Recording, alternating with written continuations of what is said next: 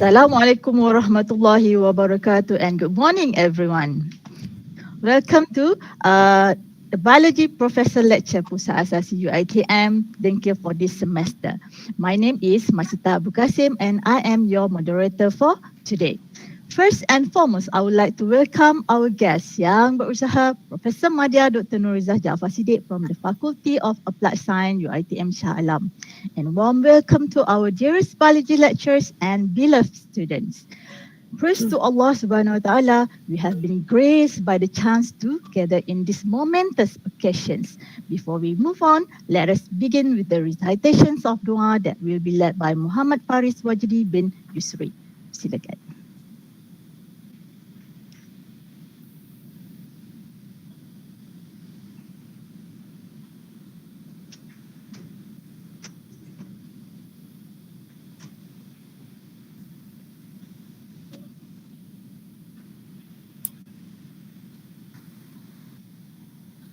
Muhammad Faris.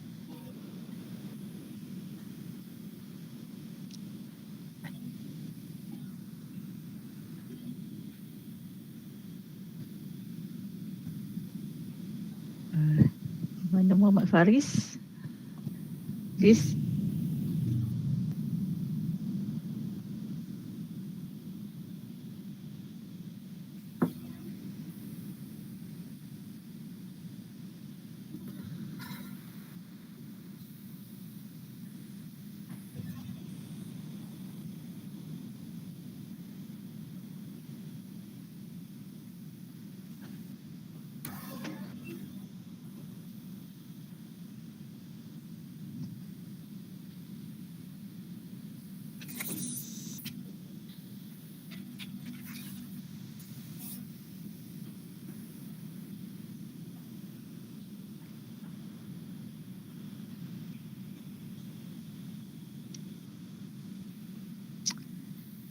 Okay.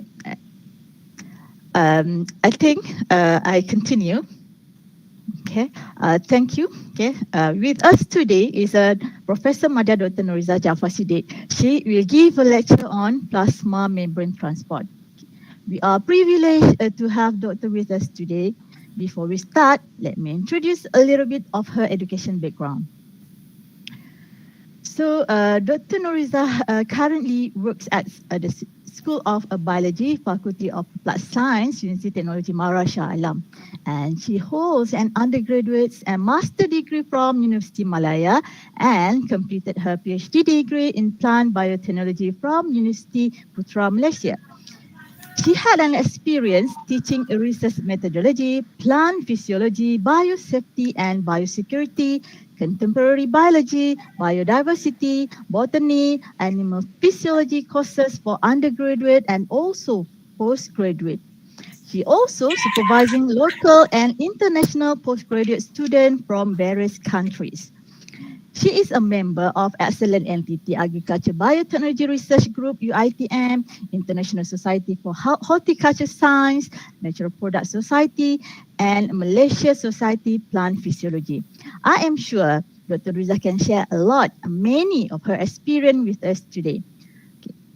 To all students, if you have any inquiry, please do ask questions during Q&A sessions later, or you can write your question in the chat box.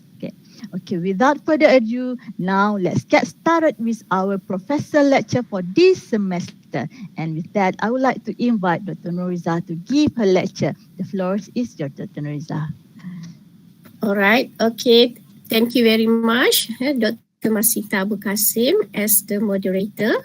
Right, so I will start the lecture now.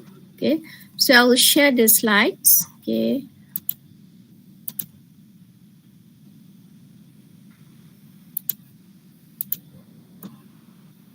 Okay, hopefully all of you can see the slides, right? On the plasma membrane transport. Yeah. So if you look at the pictures here, okay, generally, okay, these are the plasma membrane. Okay, so I show with the cursor here, right, the plasma membrane, and in the cellular biology, the plasma membrane transport actually are the collection of mechanism that regulates the passage of solutes. So the solutes, it can be ions, small molecules, or these small molecules, right? And it will move across or through the plasma membrane here, which are the lipid bilayers, lipid bilayers, and it has the protein embedded in them. So this is only a general view, right? So I will go to the next slide on the learning outcomes. So if you look at these slides, it is listed 5 learning outcomes. Okay, so at the end of the course, students should be able to list the components of plasma membrane and their functions, describe the structure of the plasma membrane and the functions of each of its components, and explain the role of membrane protein, explain how membrane structure results in selective permeability, explain the various transport mechanism across the membrane. Okay, so these are the 5 learning outcomes. Okay, now we look at the membrane components and its organizations. Okay, so if you look at the figure on the right side here, right? So it shows the plasma membrane, okay?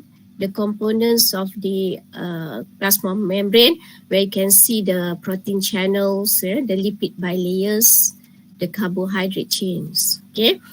And you can see here, this is the outside of cell and inside of the cell, the cytoplasm. And where can you find this plasma membrane? Yeah? This plasma membrane can be found in the prokaryotic cells, such as the bacteria. Yeah, so you should know what are the definition of prokaryotic cells. Yeah?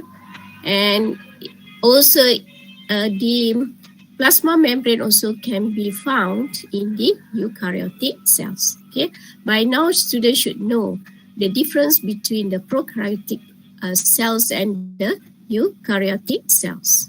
Okay, now we look at look back at these slides, right?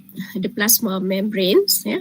So if you look at the plasma membrane, it looks like a sea lipid, with an iceberg floating on it. Yeah. So the iceberg is like, these are the proteins, right?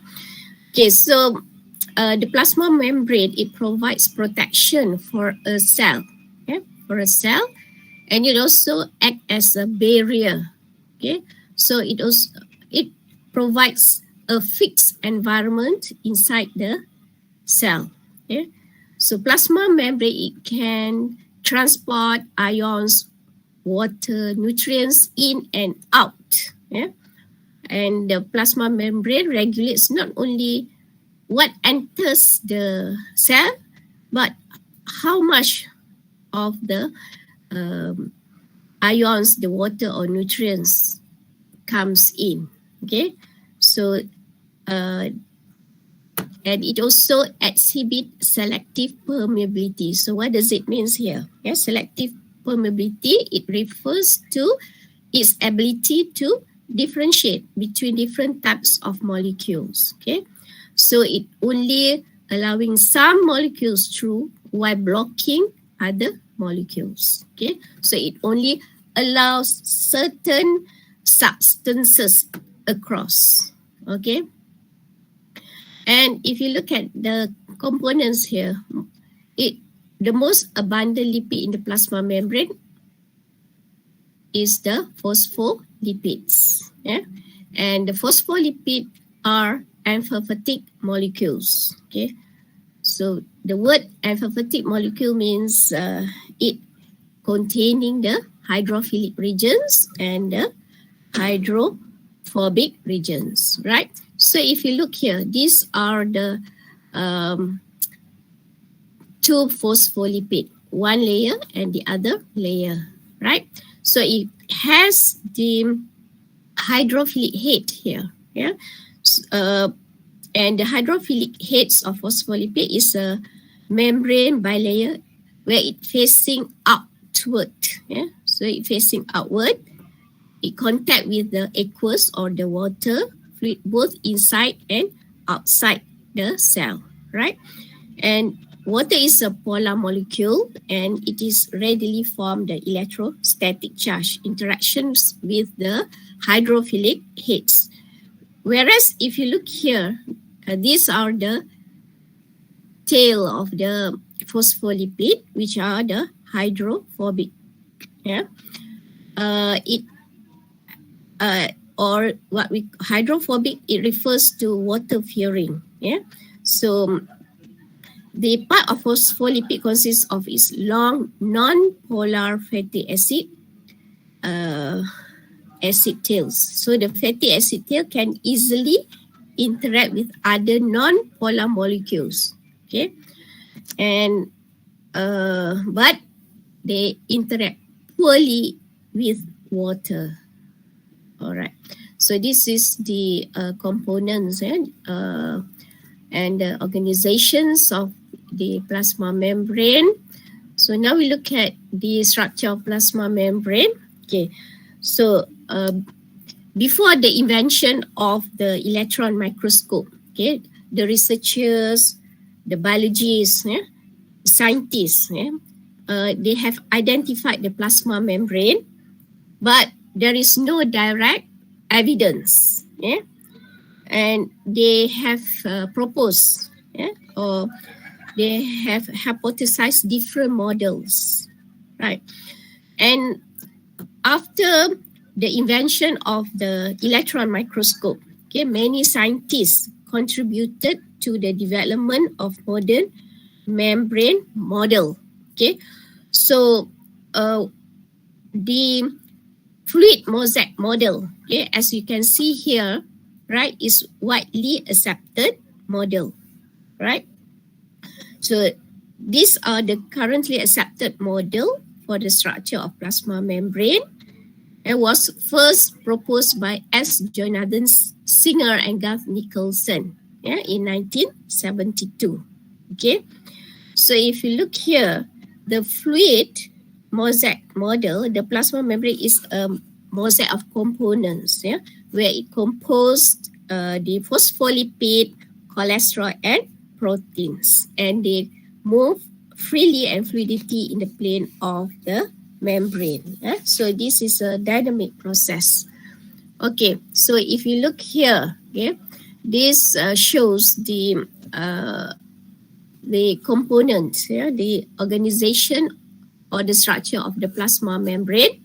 Okay, you can see here the phospholipid, where the yellow color here, these are the main component of the plasma membrane.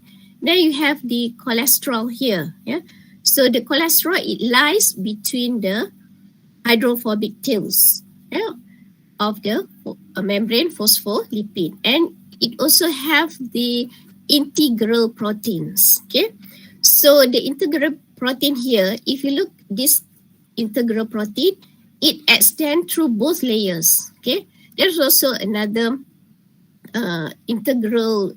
It may have other integral protein that may not extend through both layer, right?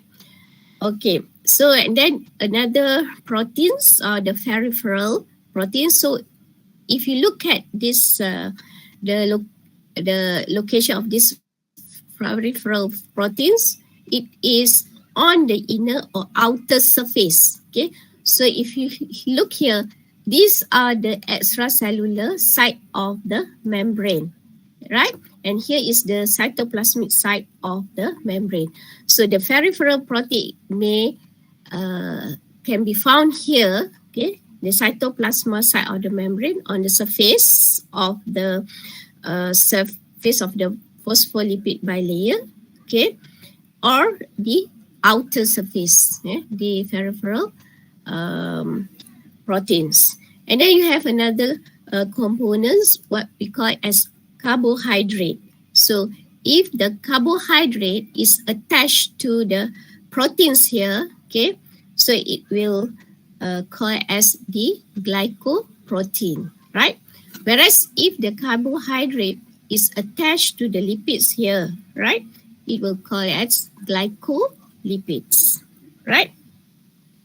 So, so if you look here, okay, the diagram here, what makes the plasma membrane so special? Yeah? So special. Okay. So what makes it special is its fluidity. Yeah, fluidity. It has make it a perfect balance. Yeah. So the substance can easily across in and out, enter and going out the cell. Okay, but it's not two fluids. Yeah, and they have many components, right? The phospholipid, cholesterol, and proteins to keep all the cells together. Okay, together in plant cells, in the plant and also in the animals. You know that plant and animals, they have trillions of cells. Okay, so this what keep all the cells together. All right. So now we look at the structure of plasma membrane, the fluidity of membranes. Okay, as I mentioned just now, that the membranes are not static; they are dynamic. Yeah, they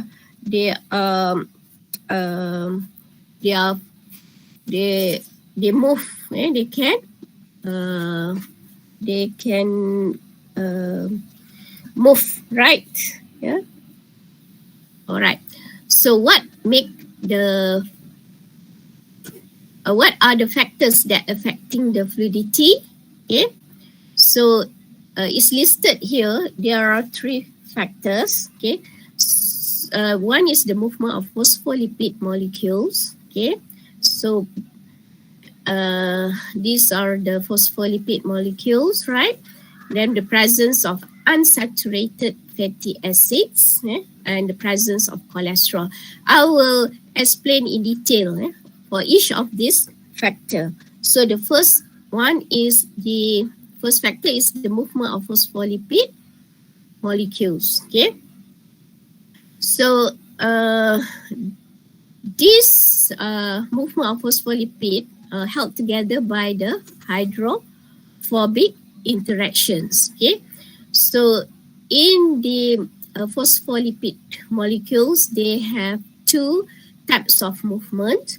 One is the flip-flop movements. Okay? Flip-flop means the phospholipid will move across from one layer to another layer. Whereas there is another movement, what we call as lateral movement. This is within a layer. Okay? So you can see here the arrow here, shows by the red arrow, right? So flip-flop is only occur once per month, whereas lateral movement, it can occur 10 to the power of 7 times per second. Yeah, right. Okay, and now we look at the slides, right? The temperature. Yeah, the temperature have the effects on the phospholipid movement and their arrangement. Okay, so when the weather is cold, okay, the phospholipid are found closer together. Okay, whereas in a hot temperature, right? You can see here in the diagram, okay, the phospholipid arrangement, they are further apart, right? Okay, so this second factor is the presence of unsaturated fatty acids, right? So if you look here, okay, the phospholipid, right, it has a straight tail here. It has two tails. One is the straight tails, okay, And then the other one is the band tail. Band, okay, you can see here, the band tail here. Okay. The saturated fatty acid here can be found in the straight tails. Saturated fatty acid have no double bonds. They are saturated with the hydrogen. Okay, so they are straight. Whereas unsaturated fatty acid, on the other hand, it contains one or more double bond. So it often result a band, or in some book you can see what we call as a kink, KINKS. So the unsaturated hydrocarbon tails, it cannot pack together as closely as when we compare to the saturated hydrocarbon tails. Okay, this is due to the presence of the double bonds, which form the band or the kinks in the tail. Okay, so here the membrane are more fluid. They make the membrane more fluid. Okay, so you can see here, the unsaturated hydrocarbon tails of the phospholipid, they have the kinks. That keeps the molecules from packing together, so they are further apart. So the membrane will be more fluid. So here, saturated hydrocarbon tail, the hydrocarbon, the phospholipid are more what we call is closed. Okay, so more fluid. Example given here, like the oil, they are more fluid. Okay, during this very cold temperature, very cold temperature, during cold temperature. Okay. Okay, now we look at another example. Okay, like this one, the pictures here shows the winter wheat. Okay, in this plant, they can tolerate the extreme conditions. The extreme cold, phospholipid will be increased. Okay, why? So that it can keep the membrane from solidifying during winter. Okay, so it's important that the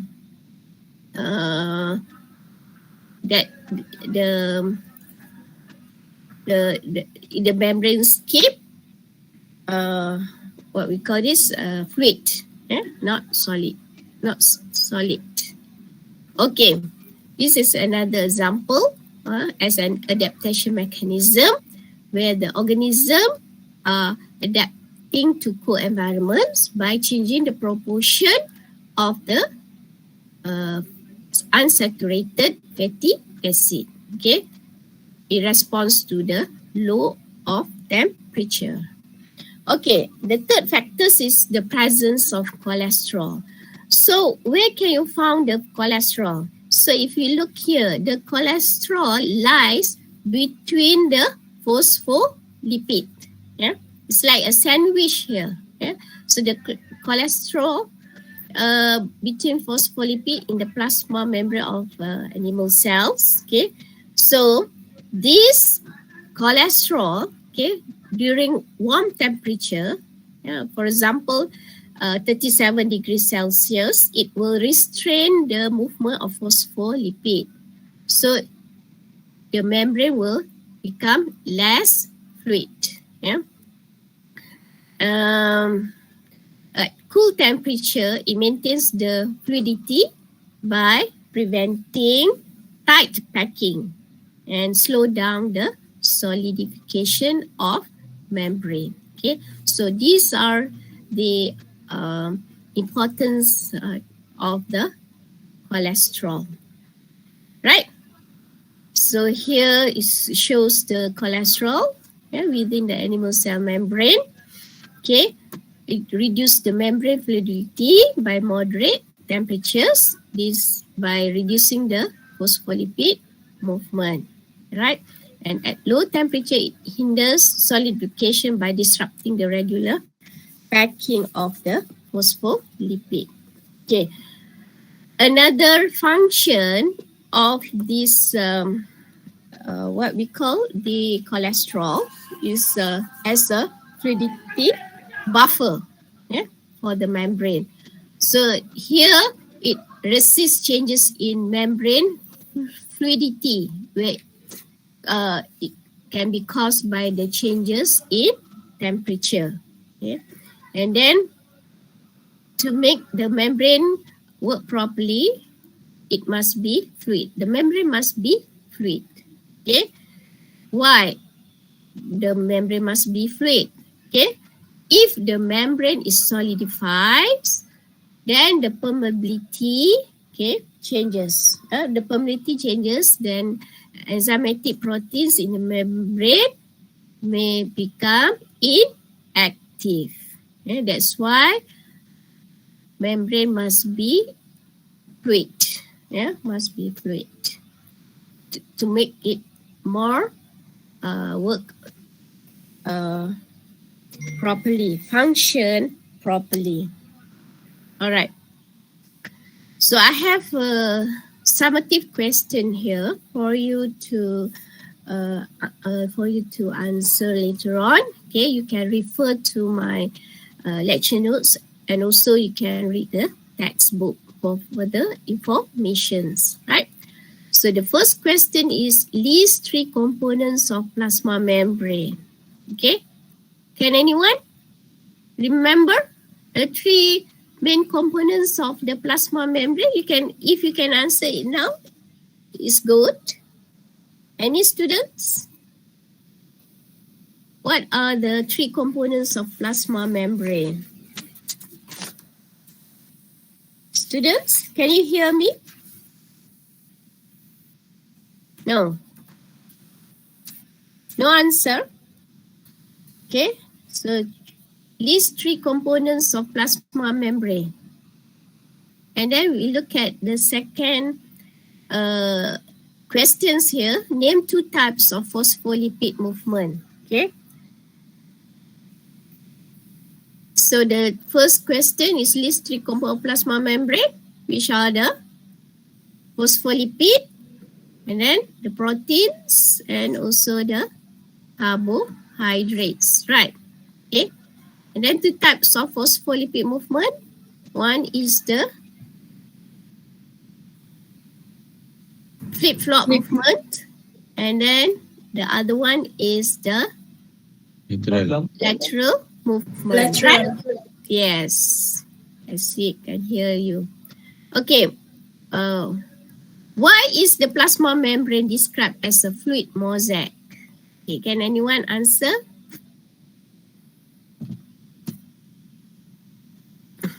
Fluid mosaic. You remember the fluid? Okay, I show back the membrane here. Okay, the mosaic. Okay, this one. Okay, the fluid mosaic model, right? Okay. So why do you think it's called as the fluid model? Mosaic model. Mosaic. Have you seen mosaic? In the house, there's a mosaic, kan? You can see the mosaic, right? Flooring, right? Then fluid. Okay, so I want you to try to answer the questions. Yeah. And then another question is on the last questions. Yeah. How an unsaturated hydrocarbon chain maintain the membrane fluidity? Remember, where can you find the unsaturated hydrocarbon chain? The straight tail of the phospholipid or the bent tail of the phospholipid? Bent tail. Bent. Yeah, good. Band. Yeah, band tails, right? So how they maintain membrane fluidity?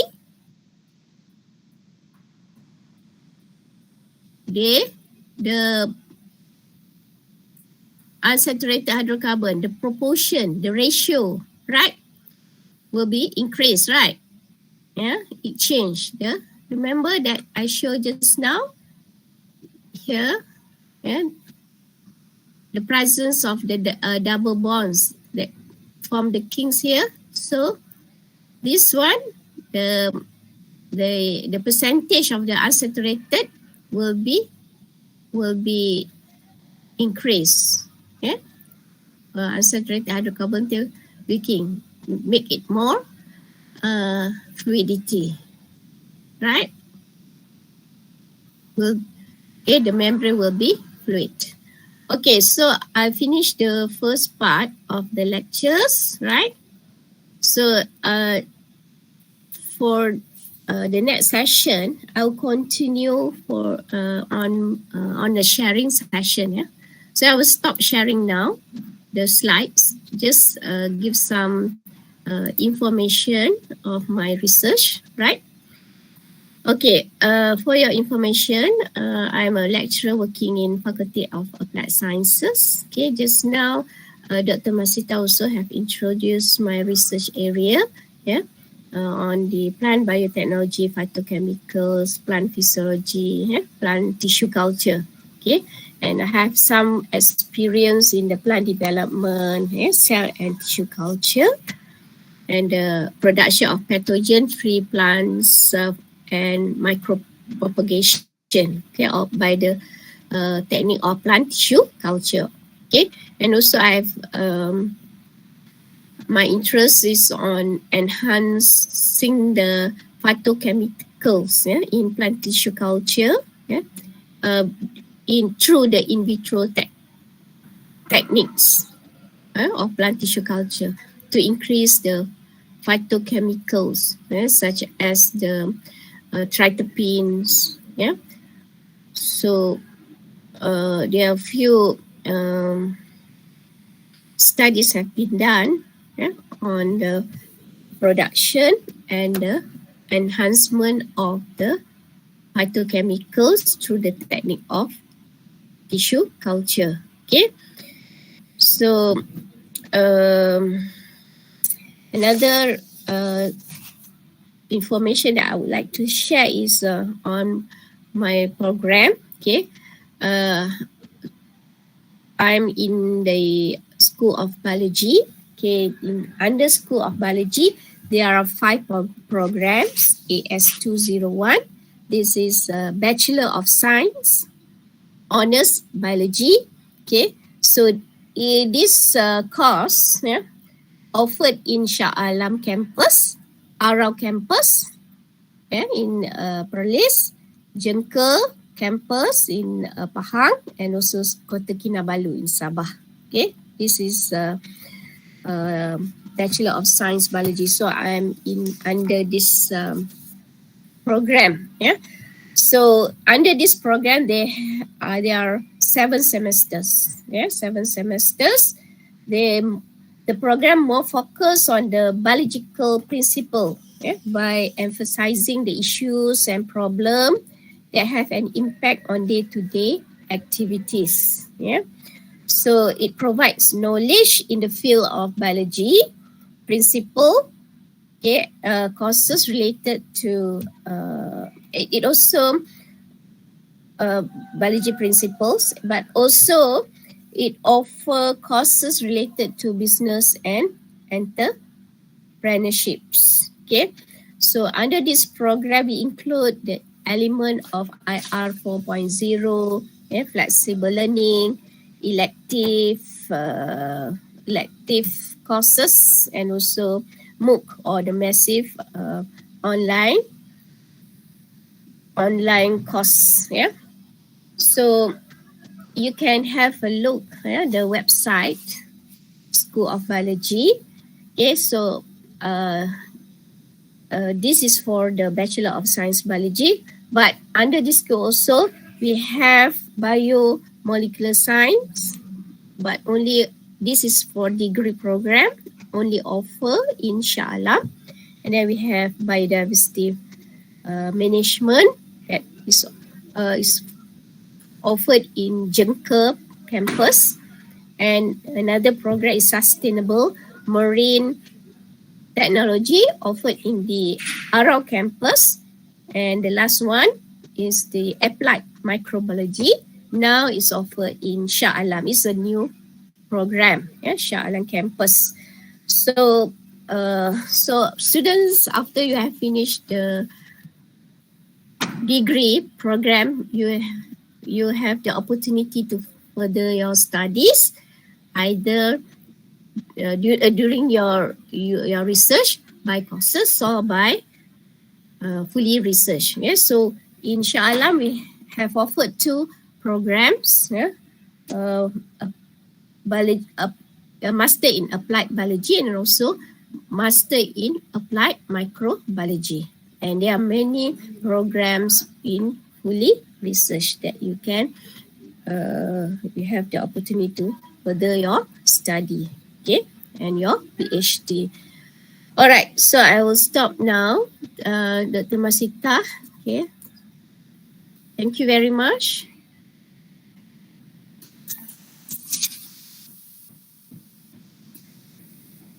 Okay, so student, we're going to have 5-minute break. Okay, if you want to go to toilet for a while. Okay, and then we straight away to continue after this. Okay, 5 minutes only.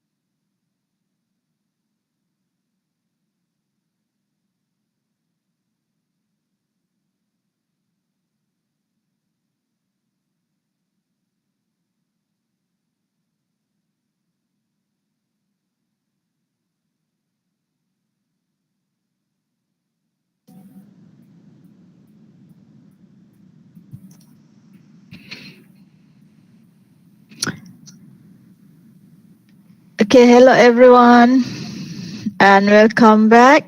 So we have already have a break for 5 minutes.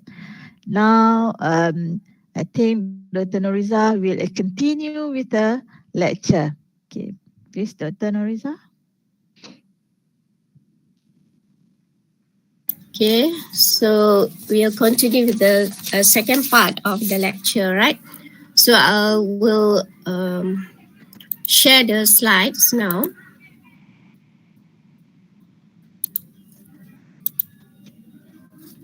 Okay, can you see the slides? Can you see the slides clearly? Yes, Dr. Yes. Yes. Okay, now we go to the new slides. Yeah? This is about the membrane proteins and their functions, right? So just now, mostly the lectures, the information covers about the phospholipids, right? Yeah, and a few information on the proteins. Okay, so here we will focus on more focused on the membrane proteins, yeah, and the functions. Okay, so we look back at the locations of the proteins. Yeah? So you can see here there are integral proteins, and it also has the peripheral proteins. Okay, so the integral it span across the phospholipid bilayer. Okay, and the peripheral proteins, they are located the surface of the phospholipid bilayer. Yeah, so peripheral is bound to the surface, whereas integral proteins, okay, it penetrates the hydrophobic core. Okay, so if it is span the membrane, we call it as transmembrane protein. Yeah, so if we look at the structure of the transmembrane proteins, okay, they have two parts. One is the hydrophobic part, which is the X helix secondary structure, okay, and they have the hydrophilic part, the non-helical, where it is contact with different aqueous solution at extracellular and cytoplasmic site of the membrane. Okay, now I'll go in detail the functions of the membrane proteins. Here shows it's listed here 6 major. So the 6 major functions. Yeah, the membrane protein act as a transport. Yeah, and then the second one is it involved in enzymatic activity, and it also involved in signal transduction, and then involved in the cell recognition, and also as a intercellular joining, right? And function as an function where this membrane protein attached to the cytoskeleton and extracellular matrix. Okay, so I'll go in detail of each function. Now we look at the transportations here. Okay, so if we look at the as a transport protein here, okay, the membrane proteins can allow only the hydrophilic molecules to pass through the cell membrane. Yeah, so transport membrane proteins come in many forms. Yeah, so some they require the ATP. If you look at this on the right side here, it needs the ATP, whereas here as a channel or the it shows the for protein here is provide a hydrophilic channel. Okay, so the particular solute can just across the membrane. Whereas for this this one, it needs the ATP, right?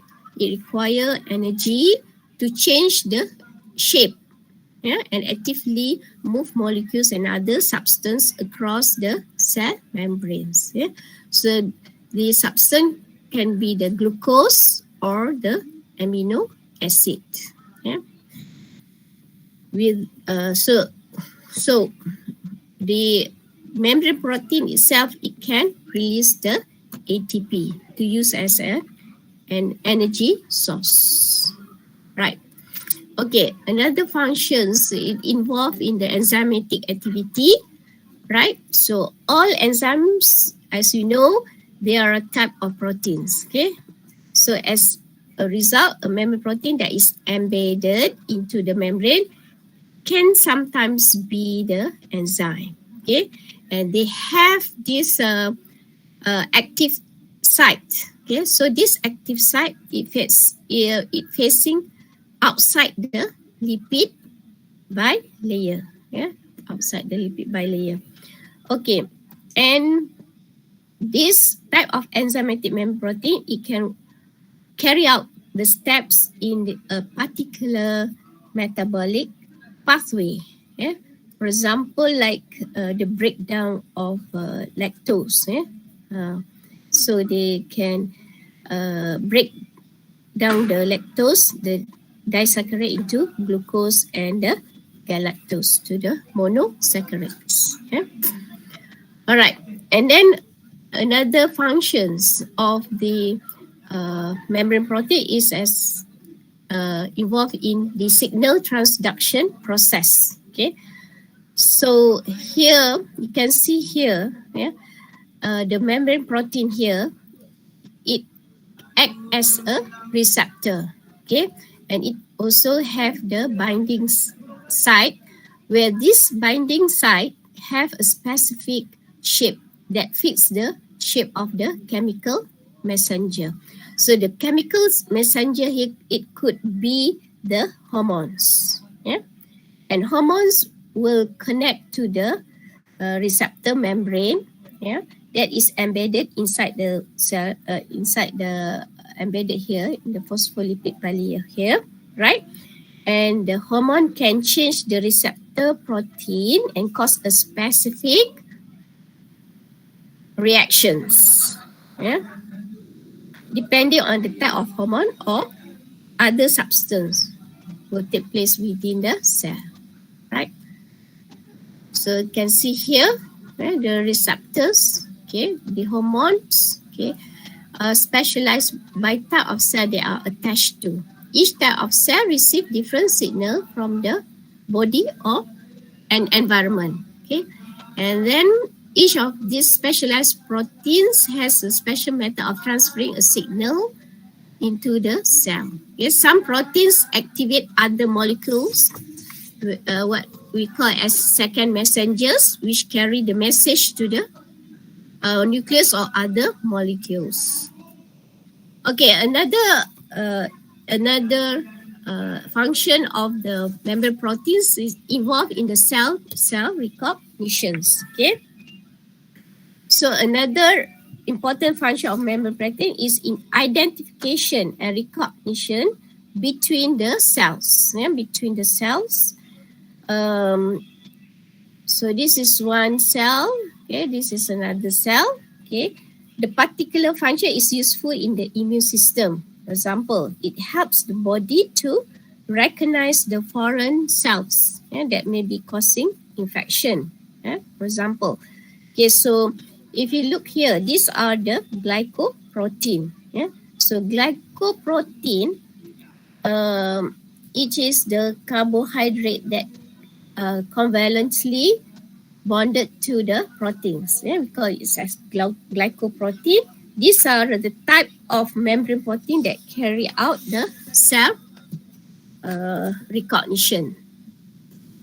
Okay, the cell recognition each other by binding to the surface molecule. Often they are the carbohydrate or the proteins on the plasma membrane. Yeah?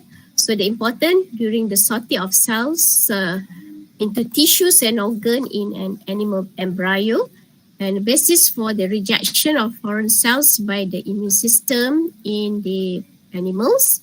And then carbohydrate on the external side of the plasma membrane vary among species, individual, and even cell type in an individual. For example, given here, you know that human have different blood types, A, B, AB, and O. Okay, so in human blood types are genetic. There are 4 blood groups.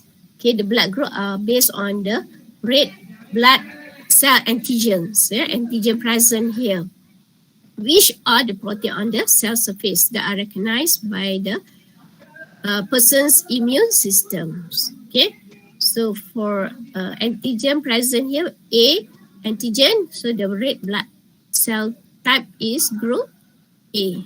So these are the red blood type. Antigen B antigen, group B, group AB, it has A and B antigens. And group O, there is no antigens. Okay, and then the 5th functions of the membrane protein act as a intercellular joining molecules. So this is the adjacent cells, the neighboring cells. They can connect in a range of different junctions. Okay, they may hook together in various kinds of junctions. So if you look here, there are 2 types of junctions. One is the gap junctions, where here it provides cytoplasmic channels between adjacent cells. So the functions of these functions, actually it helps cells to communicate with each other. And transfer materials between one another, right? And there's tight junction, it preventing the leakage of extracellular fluid. Okay, the last part, the last part is on the attachment to the cytoskeleton and extracellular matrix. Okay, so it acts as an anchorage, anchorage. So it becomes point of attachment of the cytoskeleton and the extracellular matrix. So you can see here there are many microfilaments or under element of the cytoskeleton. Okay, may be non-covalently bound to the membrane proteins. So what's the important of this network? Okay, they help to maintain the shape, attaching the filaments or fibers in the cytoplasm help to maintain the cell shape, and it also keeps the location of the protein, membrane proteins become stable. Okay, and then attaching membrane protein to the extracellular matrix can help the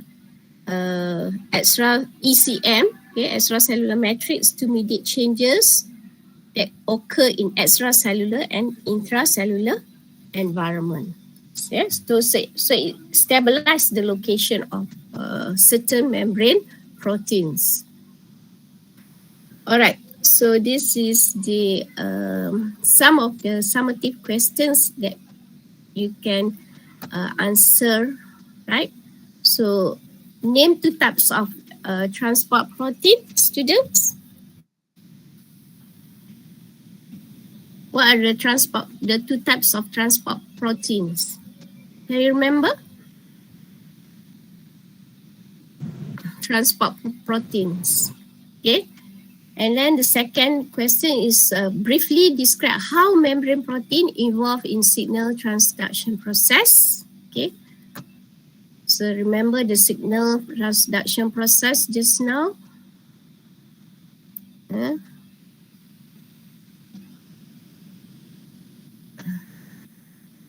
So the first question is the channel channel protein and then transport carrier protein. Yeah. Then signal transduction process. Yeah, you can see here. You can read more on in the information in the textbook, right? And then we look at the next questions.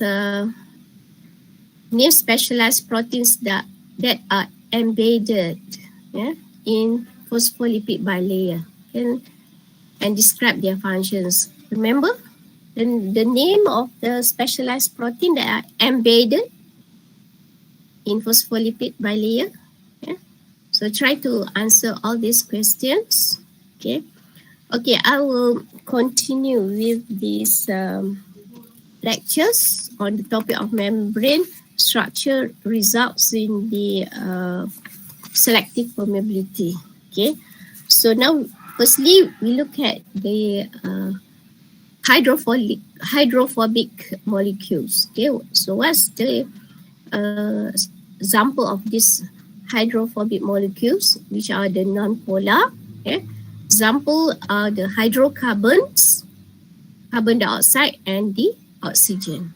Okay, so this hydrophobic molecule, it can cross, yeah, it can cross the phospholipid bilayers, whereas the hydrophilic molecules such as the small uncharged polar molecule like the water and the ethanol, okay, some ions, chloride, potassium, and the sodium, okay, and also large uncharged polar molecules, example like the glucose and the sucrose. Okay, so this molecule, they cannot across the phospholipid bilayer, right?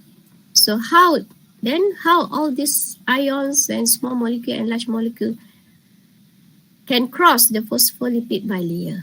Okay, so we'll see, yes, the transport where this membrane structure result in selective permeability. We look at the transport proteins here. So here is the transport protein. They only allow hydrophilic substance, yeah, across the channel proteins. Yeah. So the channel protein can be called as its name is aquaporins. Eh? The word aquaporins, aqua refers to water, porins is the form. It only facilitates the passage of the water molecules, the water molecules. And other transport proteins, what we call as the carrier proteins. The carrier proteins, where it binds to the molecules and change the shape, and then it will shuttle the substance out across the membrane. So the protein transport is specific for a substance it moves. Yeah. So the protein, the membrane protein, it produces the ATP. Yeah. It releases the ATP as a source energy. And there are two types of transport across the plasma membrane. One is the passive transport, the other one is the active transport. Passive transport, if you see here, is the diffusion, whereas and the facilitated diffusion, whereas the active transport, yeah, it needs the ATP, the presence of the ATP. Okay, the simple diffusion. Okay, the simple diffusion.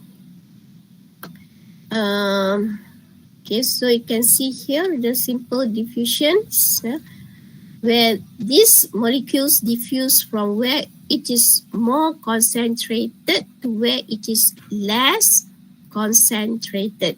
Okay, high concentration to low concentrations. Okay, so it diffuses down the concentration gradient. Yeah, high to low. Okay, so if you look here, these are the molecules of dye, the water. Okay, so it the the molecules, it will diffuse. It will diffuse from more concentrated to low concentrated or less concentrated until it reached to the equilibrium state. So it leads to the dynamic equilibrium.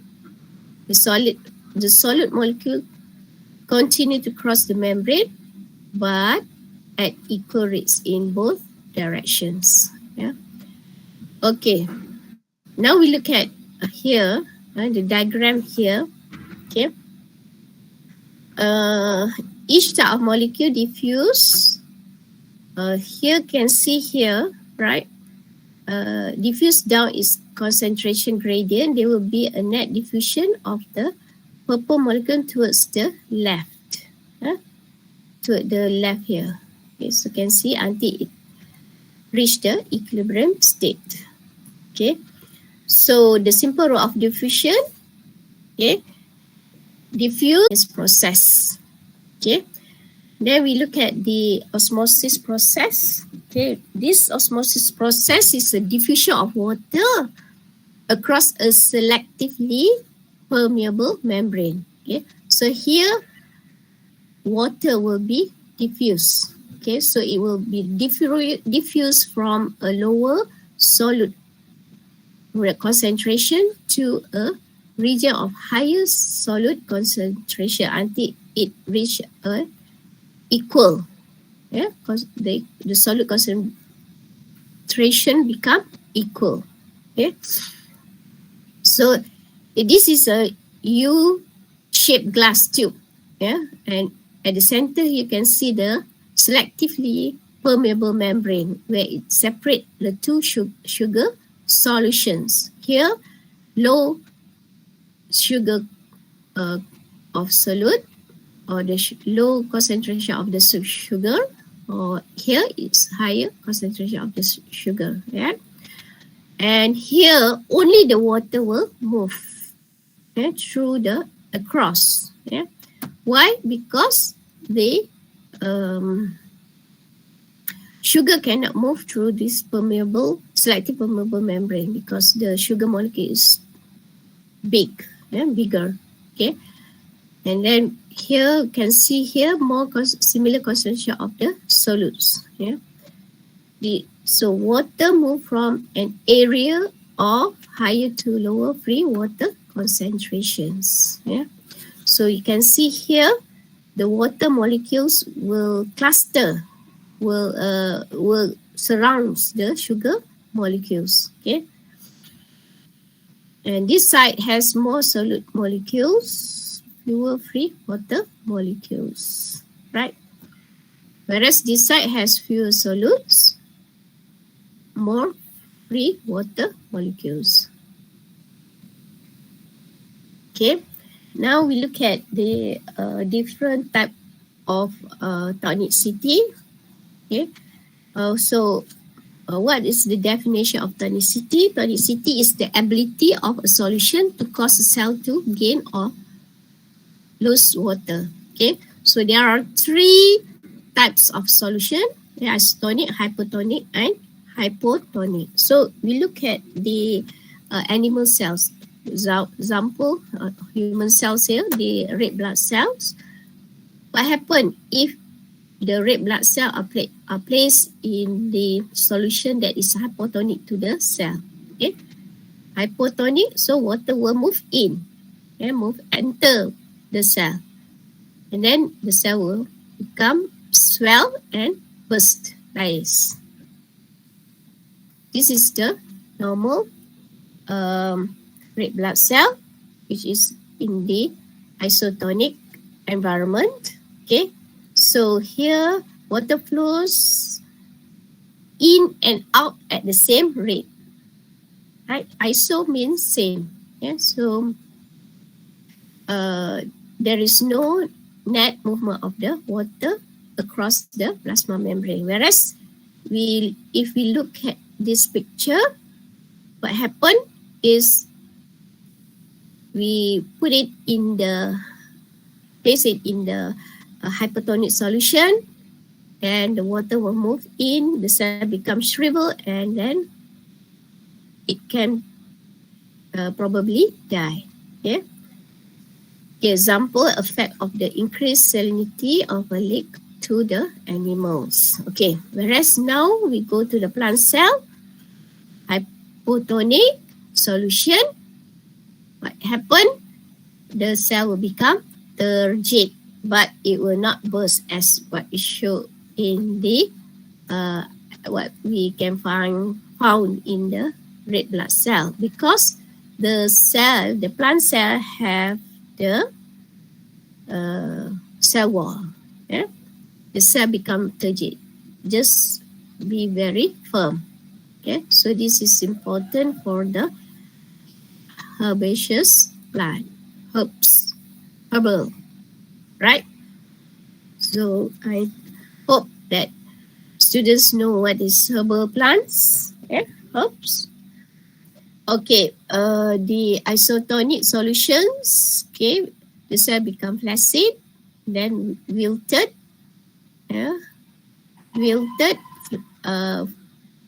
no change in the cell's volume, right? And then in the hypertonic solution, what happens? There's a situation here, the phenomenon what we call as plasmolysis, okay, where there is a net outflow of the water by the process of the osmosis. Yes, so the vacuole here become small, right? Yeah. So the plasma membrane pulls away from the cell wall. If you look here, the vacuole is bigger. If you compare to this, the size here, yeah. So this phenomena we call it as plasmolysis. Yeah, plasmolysis. Right, and this causes the plant cell to weak. Okay. Okay, now we look at the these channel proteins. Yeah, the channel proteins, where it allows specific molecule or ions to cross the membranes. Have hydrophilic passageway that allows the water molecule. Example like the aquaporins. Yeah, so these are the water channel proteins. It facilitates the massive amounts of diffusion of water molecule in the plant and also in the animal cells. Okay, so if there is no aquaporins, what happens? The rate of water movement across the phospholipid might be very, very slow. Very, very slow. So must have aquaporins. Yeah. Okay, now we look at these ion channels. Okay, we can categorize the ion channels into two. One is leak channels, where these channels are always open all the time, whereas the another channels, what we call as gated channels, right? It can open or it can close. Okay, so it open or close in the response to a stimulus. Okay, so the stimulus can be chemical, ligand, or the change in voltage, the electricity, or the mechanical. Okay, so now we look at the chemically gated ion channels here. Okay, this is a non-gated or leak channels here, right? Non-gated or leak channels always open and responsible for permeability, specific for one type of ion, although not absolute. Okay, gated ion channels. Now we look at the ligand gated. Yeah, so here you have the plasma membrane. Yeah, the receptor here. Okay, and it can close or open. If it is open, right? It is closed. Both the ions cannot move across, right? The sodium and the potassium ion cannot across. Okay, whereas here, right, there is a receptor here. Okay, and the neurotransmitter chemical, okay, can attach to the receptor. Yeah, so the opening and the closing of the plasma protein here, right, are in response to the ligand that binding to a receptor, such as the acetylcholine. Yeah, acetylcholine. And then this is a chemically gated ion channel. Whereas the voltage gated ion channel, here it will open or close in response to a small voltage changes. Okay, so you can see here the positive, yeah, the positive here outside, yeah, is make the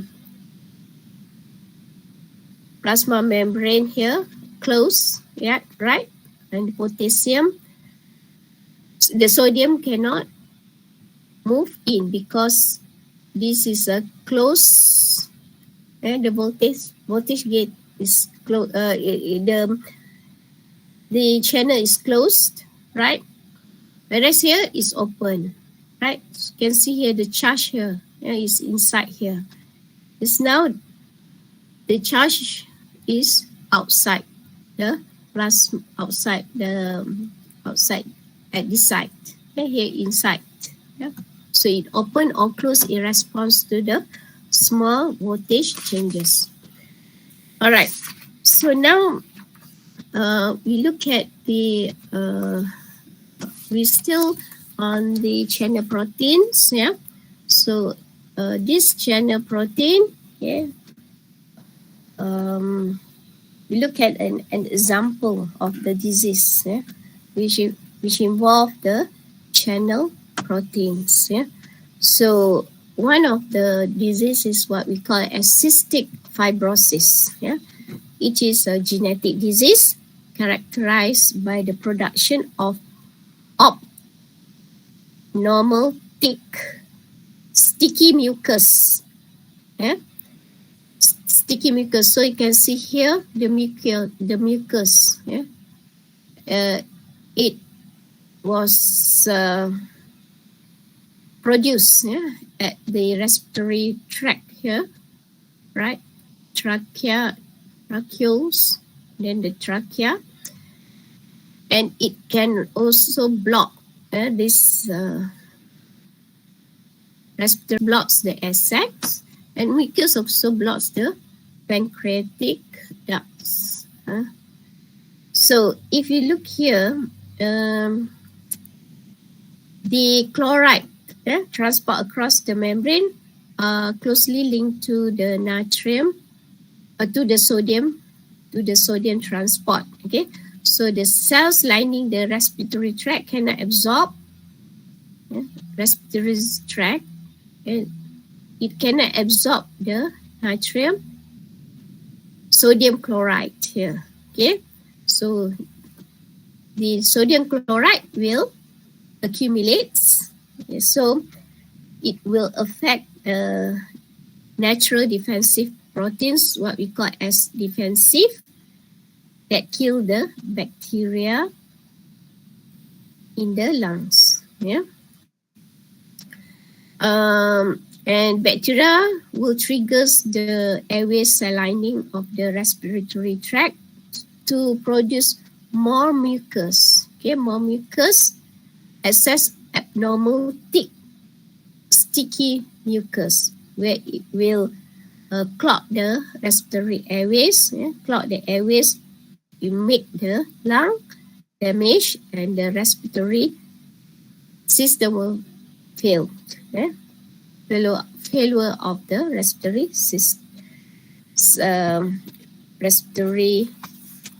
system. So you can also read. You can further read on this gene that are involved with this, that involved in this cystic fibrosis, transduction conductor regulator, or what we call as CFTR gene. This gene associated with the cystic fibrosis, right? So that one is for your further informations. You can read the textbook. And then we look at the carrier proteins here. The carrier proteins, disease caused by these carrier proteins. What we call the disease, it is an inherited disease, cystinuria. Cystinuria. This disease caused by too much of the amino acid cysteine or lysine or the arginine in the urine. So mean that there are too much of the amino acid. Too much of amino acid. And then after entering the kidneys, cysteine dissolves. These are the two kidneys. Cysteine will dissolve and then it will goes back to the bloodstream. This is during the normal conditions. However, people who have this kind of disease, cystinuria, the carrier proteins that transport the cysteine across the membrane of the kidney cells are missing or defective. They are missing, so this will result, the cysteine will accumulate in the urine.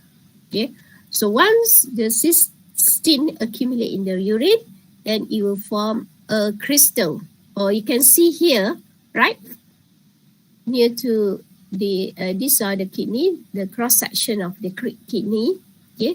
It will form a crystal or stones, which block the kidneys, ureters, or the bladder.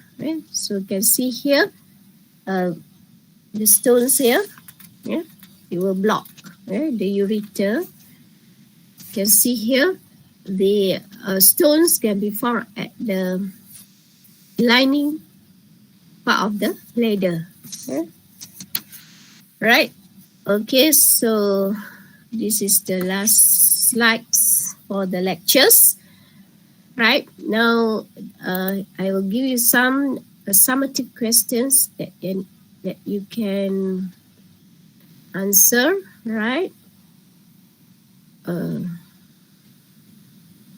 Okay, summative questions. One is describe simple diffusion.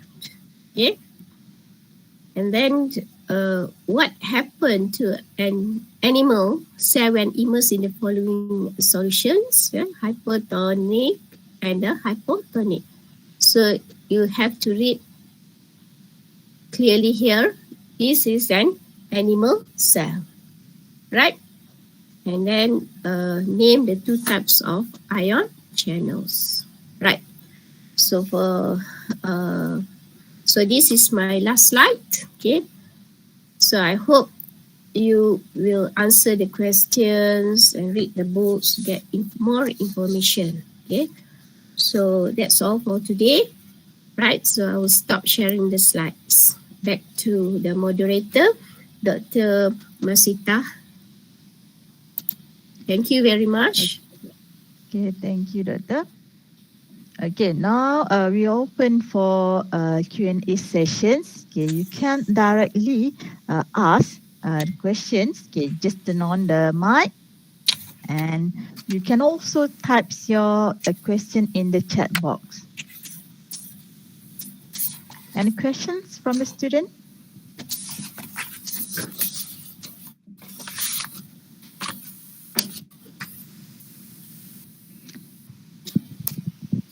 Just turn on your mic.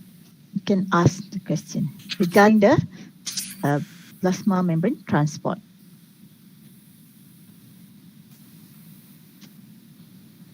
Dekat YouTube dah. How many students for this semester?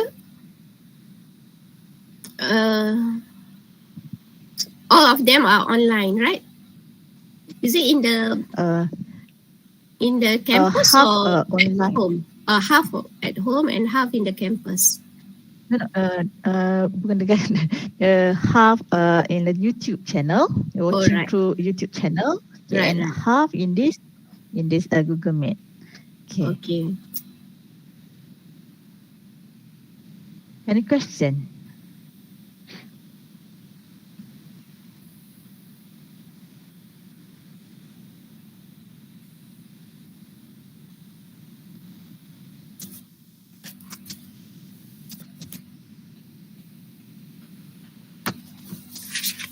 Okay, if there is no questions, right? So I would like to thanks to all the all the students for attending my lectures, right? So if you have any questions, you may ask me through my WhatsApp. My WhatsApp, my number is 013-2626-737, right? And I would like to thank to the moderator also, to Dr. Masita Abu Kasim, and to all the lecturers, Dr. Kaniza, Dr. Masani, and the rest. Okay. Yeah. Okay, Doctor. Okay. Yes. Before we end the sessions, before we say goodbye, do you have any advice for all the students in this Pusat Asasi Dengkil? All right. Like to give I would like them? Okay. Okay, how many of, maybe they can hear my questions now. How many of you would like to become a doctor? Most of them are going to become a doctor, right? Medical doctor, right?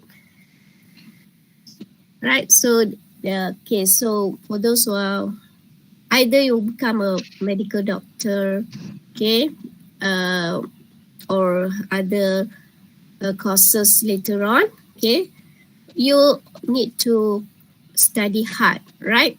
Okay. You need to really focus on your study, okay? Understand, not only memorize the facts, yeah, but also need to understand the process and the mechanisms, yeah. So you know that there are so many process mechanisms in the animal cells, in the animals, in the plants, yeah, and also in the microbes. Okay, so for those who don't want to take the medical courses later on, right? We welcome, yeah, the students who are willing to join Faculty of Applied Science. As I mentioned just now, there are 5 programs that you can choose, select. Yeah, there are 5 programs offered by the Faculty of Applied Sciences, and we have many campuses throughout Malaysia, right?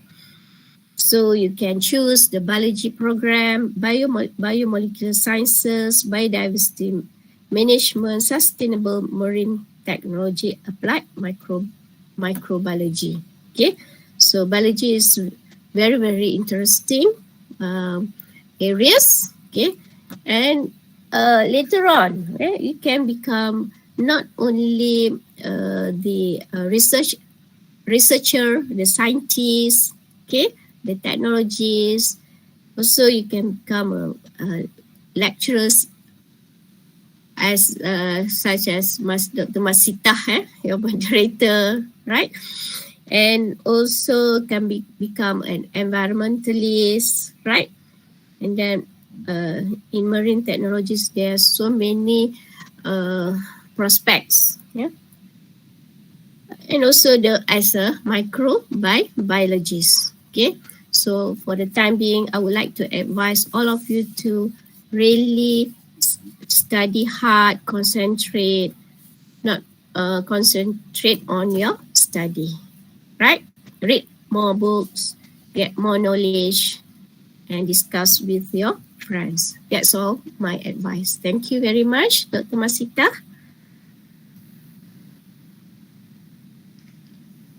Right? Okay. Okay. So thank you for the wisdom words. Yeah. Okay. I'm sure students will be feel more motivated after this. Okay. Thank you for the lecture today, Doctor. Okay. We are Doctor already clarifications on and the sharing about the plasma membrane transport, and also the sharing sessions about the faculty sains gunaan. Okay, and then the experts, the expertise from your side. Okay, and to students. Okay, please, you can find attendance links in the chat box, and the QR codes also will be displayed on the screen shortly. Okay, so as a saying goes, to every beginning, to every beginning there is an ending. Okay, now the lecture has come to its end. Once again, thank you everyone for gracing our lecture with your presence, and we are truly appreciated it. Okay, I end my duty as a moderator for today's lectures with wabillahi taufiq wal hidayah. Wassalamualaikum warahmatullahi wabarakatuh, and goodbye. Okay. Thank you. Thank you very much. Thank you. Waalaikumsalam. Thank you, Dr. Masita, Dr. Kaniza, and the rest. Yeah? Thank you, Professor. Thank you, Madam. You're welcome. Thank you, Madam.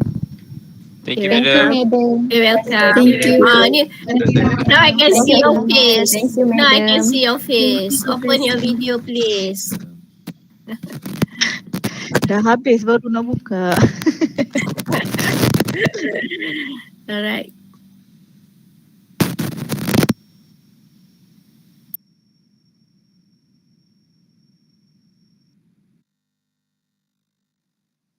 Madam.